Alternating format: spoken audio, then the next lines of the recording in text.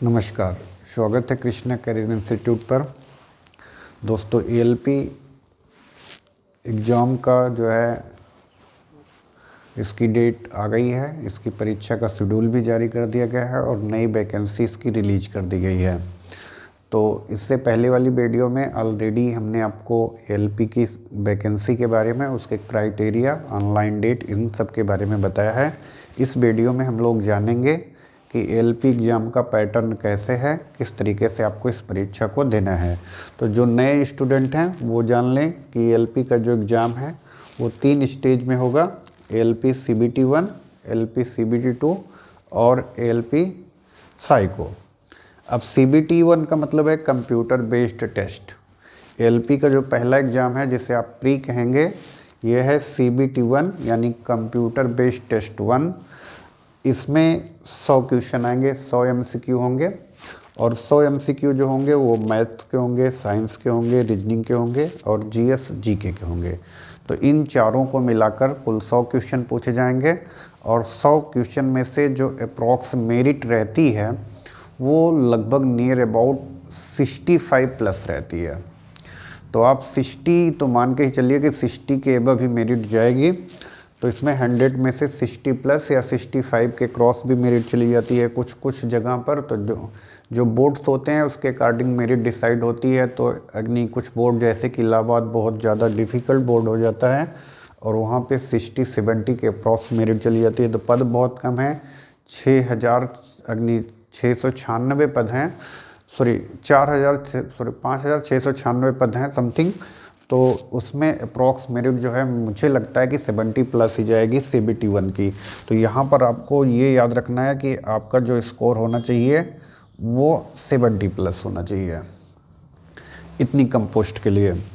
Okay, उसके बाद जो सीबीटी 2 का एग्ज़ाम होगा, जब आप सीबीटी 1 क्लियर कर ले जाएंगे तो फिर आपको सीबीटी 2 एग्ज़ाम के लिए आमंत्रित किया जाएगा। सीबीटी 2 एग्ज़ाम जो मेंस के प्रारूप का होता है, ये एग्ज़ाम जो होता है 2 पार्ट में होता है। एक 100 एमसीक्यू का होता है, ये नॉन टेक पोर्शन होता है, और 75 एमसीक्यू का एक दूसरा पोर्शन होता है जिसे टेक्निकल पोर्शन कहते हैं। तो जो 100 एमसीक्यू है वो उसी तरीके का है, 100 question math, GK, GS, reasoning और साइंस के लिए। और जो आपका 75 क्वेश्चन है वो आपके सब्जेक्ट का है या आपके ट्रेड का है, यानी कि आप इलेक्ट्रिकल इंजीनियरिंग के हैं, इलेक्ट्रीशियन के हैं, फिटर के हैं, टर्नर के हैं, वेल्डर के हैं, मैकेनिकल के हैं, सिविल के हैं, क्या हैं, उनका टेस्ट इन 75 क्वेश्चन में करना होता है। यदि आप इस 75 क्वेश्चन के को क्वालिफाई करते हैं तो आपका यहाँ पे मेरिट जनरेट होती है और यहाँ से मेरिट बनने के बाद आप जो है इस सीबीटी 2 को क्वालिफाई करते हैं। और सीबीटी 2 क्वालिफाई करने के बाद फिर आपका जो लास्ट चरण होता है वो होता है साइको का। तो साइको में 5 प्रकार के टेस्ट होते हैं। ये 5 टेस्ट में 2 मेमोरी का टेस्ट होता है, एक ब्रिक्स का टेस्ट होता है, एक स्पीड का टेस्ट होता है, एक स्किल का टेस्ट होता है। यहाँ पर आपको 5 टेस्ट क्लियर करने होते हैं। यदि आप 5 में से किसी भी एक टेस्ट में फेल हो जाते हैं तो फिर आप साइको की रेस से बाहर हो जाते हैं और एएलपी के फाइनल सिलेक्शन से भी आप बाहर हो जाते हैं।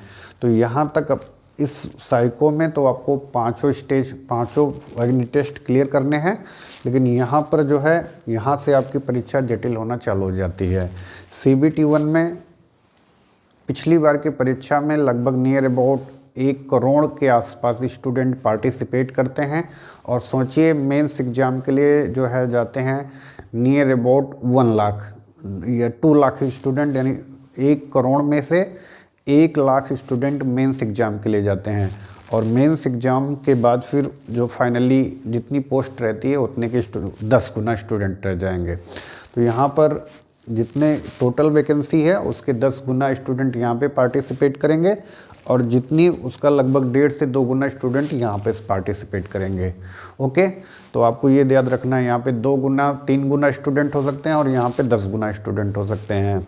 ओके, यानी 5,696 पदों में 10 गुना आप कैलकुलेट करके कर सकते हैं, यहाँ पे स्टूडेंट आएंगे। तो इसलिए आपको ध्यान रखना है कि 100 एमसीक्यू यहीं से आपकी प्रिपरेशन बढ़नी चाहिए, अच्छी मेरिट में होनी चाहिए और यहाँ पर आपको और अच्छा स्कोर करना है। तो हमें उम्मीद है कि आपको ये पैटर्न समझ में आ गया होगा और इसी के बेसिस पर आप अपनी तैयारी को बनाएंगे। जय हिंद।